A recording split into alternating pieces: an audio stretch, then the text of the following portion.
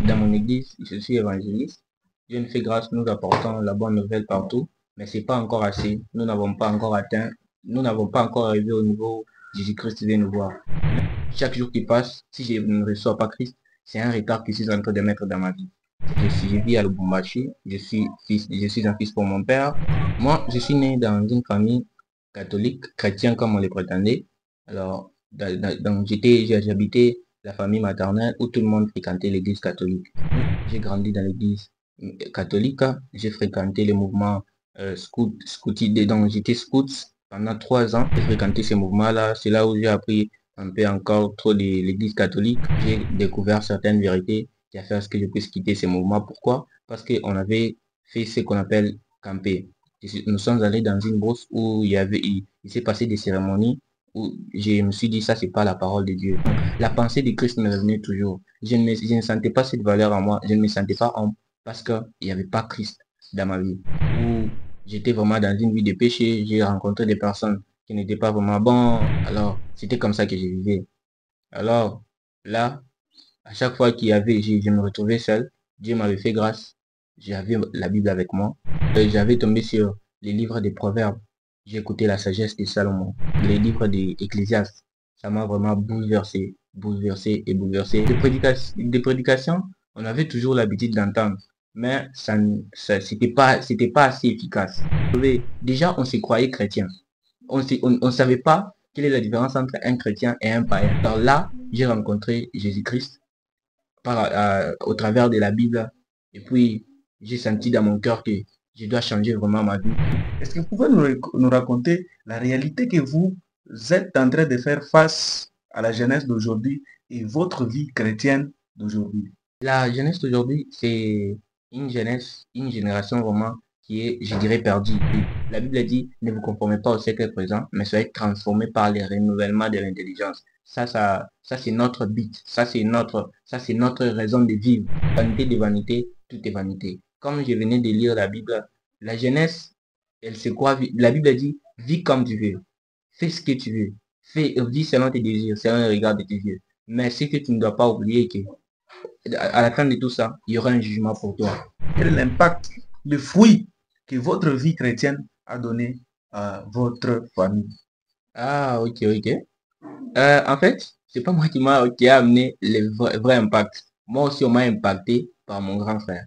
Il était chrétien dans notre famille, il a cru en Jésus, il nous a impacté, j'ai été impacté par lui. Et moi aussi, en persévérant dans la parole de Dieu, et j'ai suivi son chemin. Et puis, tous, nous avons cru au Seigneur. En fait, si un sorcier devient sorcier, la première des choses qu'on lui demande, son père, sa mère, ses frères et sœurs. C'est comme ça avec un chrétien. Si vraiment, la Bible dit, nous sommes la lumière du monde. Pas seulement ça, moi je peux transformer ces versets en disant, nous sommes la lumière de nos familles. Lorsqu'on croit en Jésus, notre famille doit aussi croire. Dans mon église, j'ai pas été genre de personne qui voit le mal et les dire. Mais au bout d'un temps, je me suis décidé que non, lorsque je vois le mal, je les dis. C'est comme ça que je commence à voir, si je vois une personne qui prêche Jésus, qui monte à la chair, mais qui n'est pas pleinement en Christ, je rapproche, je dis, non, mon frère, il y a ça, il y a ça, il y a ça. Jésus-Christ n'est pas, la vie en Jésus, c'est pas un jeu, nous devons être sérieux et tout. Il n'y a pas meilleur que Jésus. Les jours que j'ai donné ma vie en Jésus, j'ai eu l'impression que c'est maintenant que je viens de naître. Compare un mort avec toi. Vois quelle est la différence entre ces deux personnes. Un mort est là, il ne fait rien, il ne bouge pas, il est là, il s'endort, et puis c'est tout. Il n'existe pas. C'est comme ça. Si tu vis une vie de péché, tu meurs. Donc tu es un homme mort. Mais si tu es en Jésus, tu ne rates rien. Au contraire, tu as déjà tout gagné. Ne regrette pas. Il est le chemin, la vérité et la vie. C'est celui qui sort dans la vie. C'est celui des sauveurs de ce monde et il revient bientôt. Chers auditeurs, nous vous saluons dans le nom puissant de Jésus. Et aujourd'hui, nous sommes avec un frère. Il va se présenter. Nous voulons recevoir son témoignage, comment il a donné sa vie au Seigneur Jésus. Et nous savons que ça va nous bénir. Nous tous, nous sommes des membres au corps du Christ.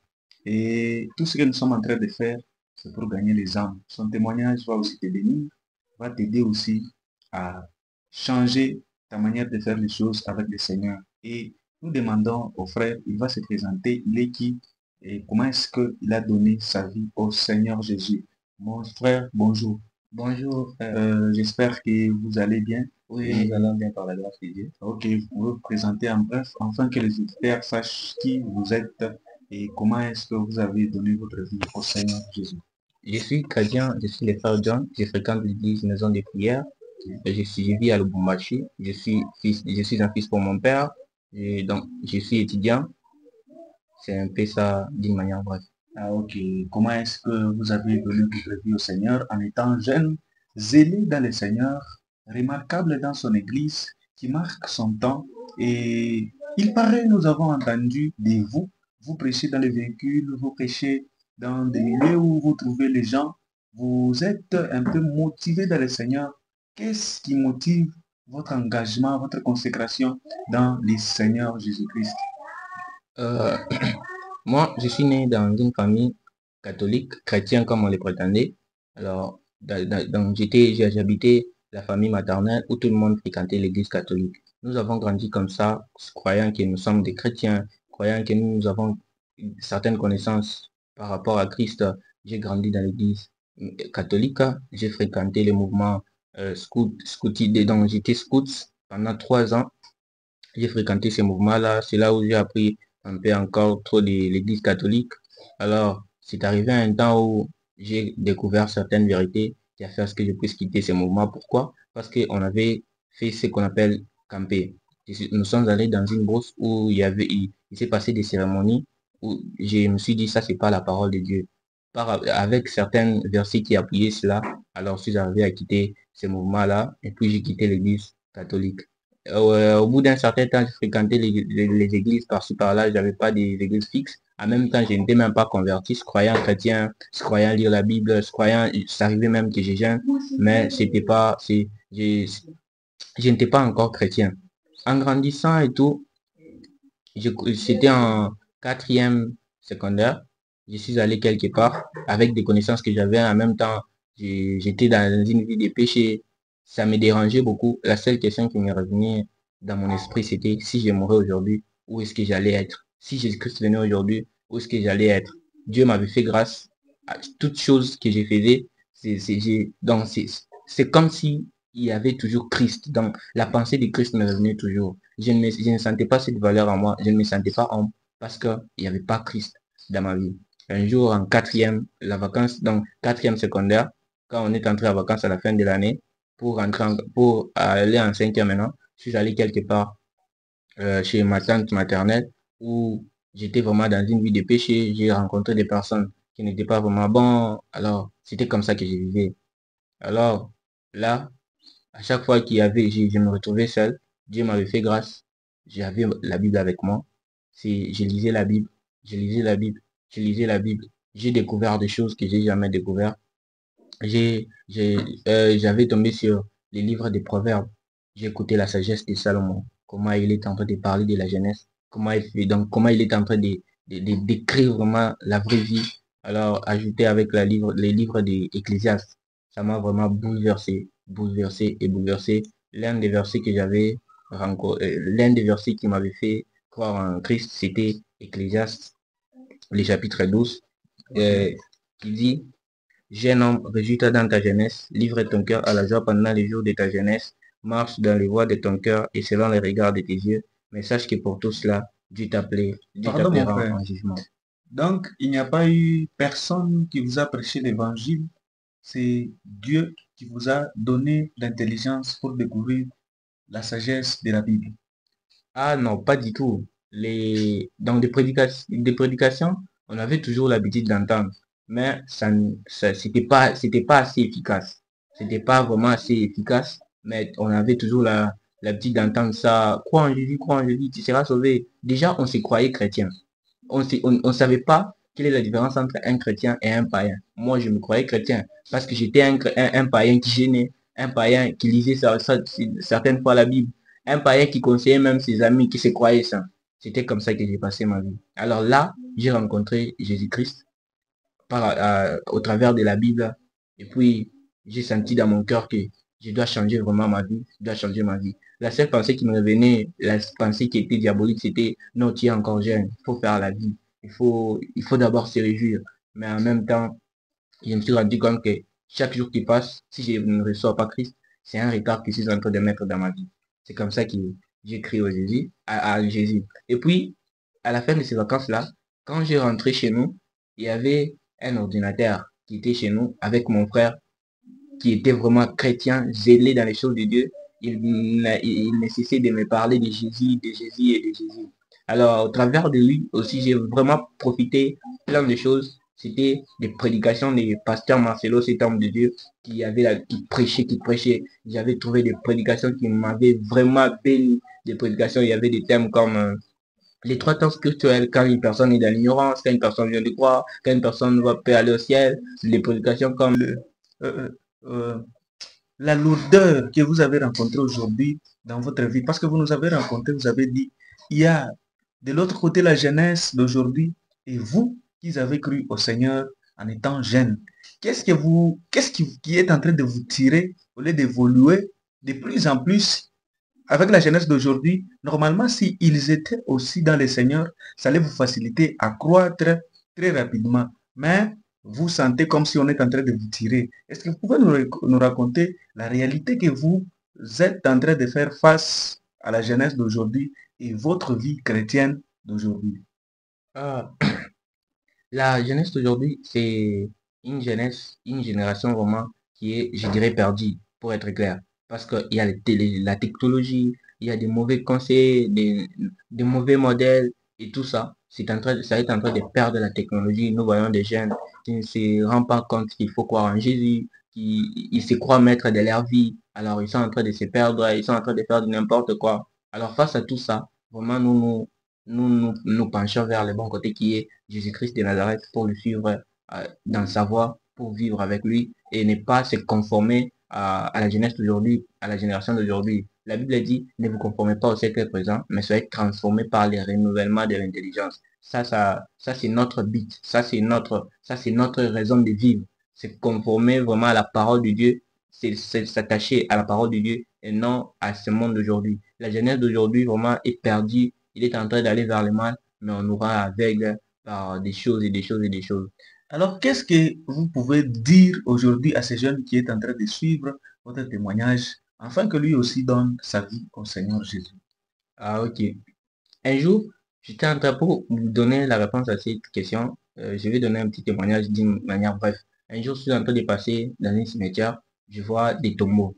Je me dis, ces tombeaux-là, il y avait des personnes qui étaient comme nous. Il y avait des personnes qui étaient beaux comme nous. Il y avait des personnes qui étaient riches. Il y avait des pasteurs, il y avait des musiciens, il y avait des papas, des mamans, des frères, des sœurs, des jeunes frères et tout ça. Mais sur ces tombeaux-là, je ne vois pas leur beauté, je ne vois pas leur argent, je ne vois rien d'eux. Ils sont que des ossements desséchés dans leur tombeau. Ce que je te dirais est que vanité de vanité, tout est vanité. Comme je venais de lire la Bible, la jeunesse, elle se croit, la Bible dit, vis comme tu veux, fais ce que tu veux, vis selon tes désirs, selon le regard de tes yeux.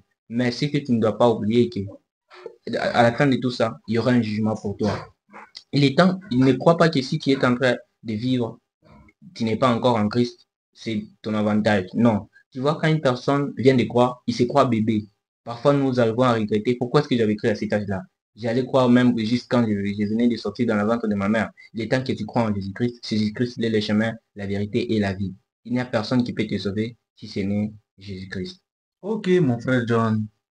Est-ce que vous pouvez nous expliquer l'impact de votre appartenance à Jésus dans votre famille aujourd'hui? Parce que vous nous avez dit que votre famille était aussi dans les religieux, c'était penché dans les églises, les églises catholiques et tout. Et aujourd'hui, vous avez dit que vous avez cru au Seigneur. Quel est l'impact de votre appartenance à Jésus? Quel est l'impact de votre croyance? Quel est l'impact, le fruit que votre vie chrétienne a donné à votre famille?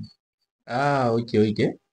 En fait, c'est pas moi qui a amené le vrai impact. Moi aussi, on m'a impacté par mon grand frère. Il était chrétien dans notre famille, il a cru en Jésus, il nous a impacté, j'ai été impacté par lui. Et moi aussi, j'ai en persévérant dans la parole de Dieu et j'ai suivi son chemin. Et puis, tous, nous avons cru au Seigneur. En fait, si un sorcier devient sorcier, la première des choses qu'on lui demande, son père, sa mère, ses frères et sœurs. C'est comme ça avec un chrétien. Si vraiment, la Bible dit, nous sommes la lumière du monde. Pas seulement ça. Moi, je peux transformer ces versets en disant, nous sommes la lumière de nos familles. Lorsqu'on croit en Jésus, notre famille doit aussi croire. Si on est cette lumière, les ténèbres disparaissent. Aujourd'hui, dans notre famille, Dieu nous fait grâce. Nos parents prient. Tous nous prions. Nous nous retrouvons une famille chrétienne plongée dans les choses de Dieu. Il n'y a personne qui est en train d'aller dans la perdition ou se conformer à ce monde. Dieu nous fait grâce. Nous persévérons encore dans sa parole. Ah, ok, mon frère John. Alors, vous pouvez aussi expliquer l'impact de votre consécration dans le Seigneur dans votre église. Parce que tous les gens qui se présentent à l'église les dimanches, on ne peut pas dire que nécessairement ils sont sauvés.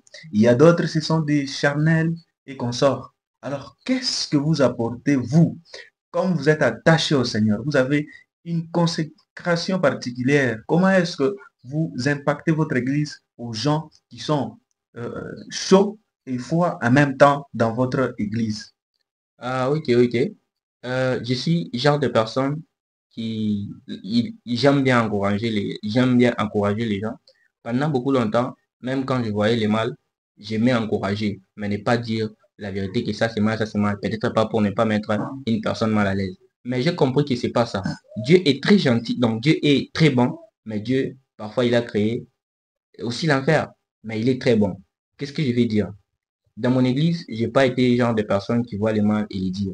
Mais au bout d'un temps, je me suis décidé que non, lorsque je vois les mal, je les dis. C'est comme ça que je commence à voir, si je vois une personne qui prêche Jésus, qui monte à la chair, mais qui n'est pas pleinement en Christ, je rapproche, je dis, non, mon frère, il y a ça, il y a ça, il y a ça. Jésus-Christ n'est pas, la vie en Jésus, c'est pas un jeu. Nous devons être très sérieux et tout.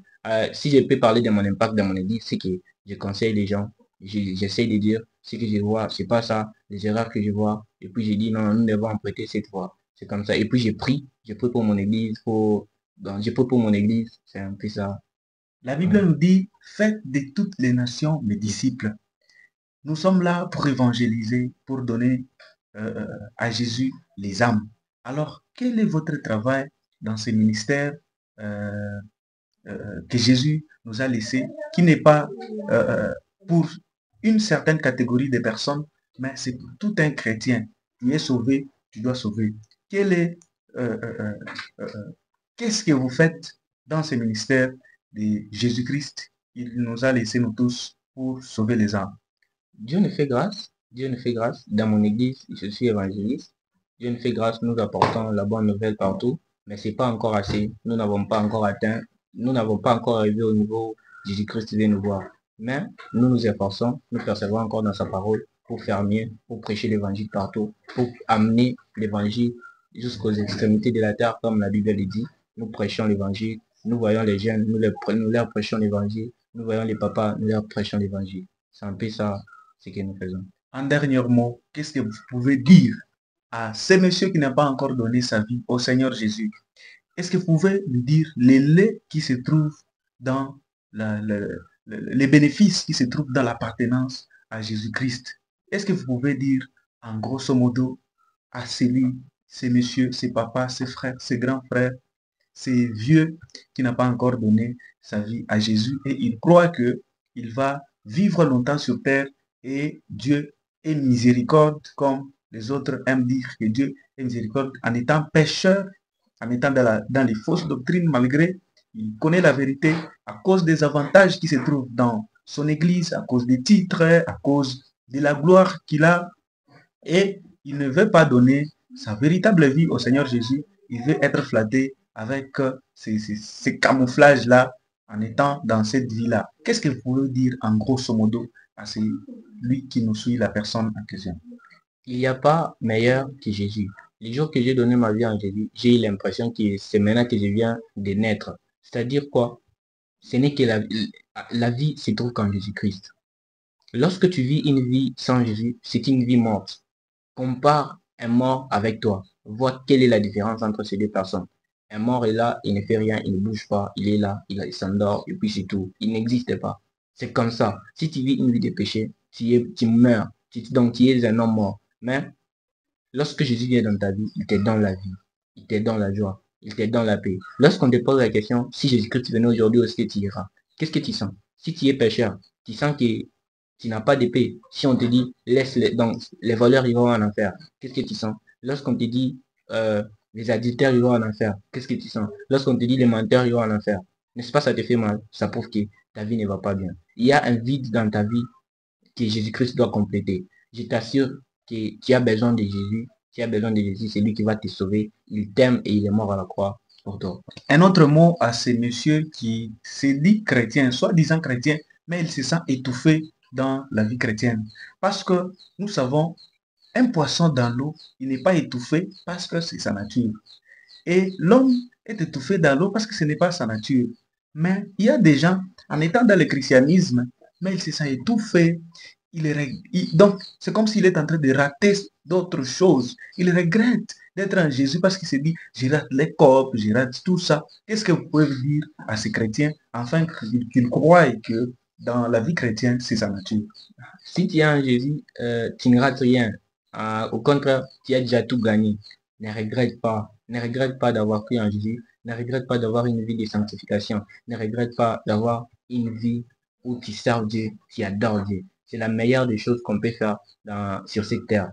Sur cette terre, nous ne sommes pas venus nous ne sommes pas venus sur cette terre pour avoir de l'argent, pour s'habiller. Non, nous sommes venus pour servir l'éternel Dieu. Qui a choisi la bonne part de servir Dieu, de croire en Jésus, ne regrette pas, persévère, persévère, persévère. Parler de Jésus en 2 ou 3 mots. Il est le chemin, la vérité et la vie. C'est celui qui sort dans la vie. C'est celui des sauveurs de ce monde et il revient bientôt. Ah. Jésus-Christ revient bientôt, il est le chemin, la vie et la vérité. Il est la porte étroite, il est le médiateur qui nous amène au Père. Il est notre nature. Nous ne sommes pas étouffés en Jésus-Christ parce que c'est notre nature. Nous ne sommes pas étouffés en Jésus parce que c'est lui notre origine. Donne ta vie au Seigneur Jésus, tu seras sauvé, toi et ta famille. Que notre Seigneur soit glorifié, que notre Seigneur soit béni et que ce témoignage te donne la force de rentrer au Seigneur Jésus. Toi qui n'as pas encore donné ta vie au Seigneur Jésus, donne ta vie au Seigneur Jésus. Ce n'est pas encore tard tant que tu as le souffle de vie. Mais demain, c'est tard parce que tu ne sais pas si cette nuit Jésus-Christ viendra pour enlever, c'est mieux. Et toi, c'est maintenant ou à jamais. Que le Seigneur soit béni. Amen.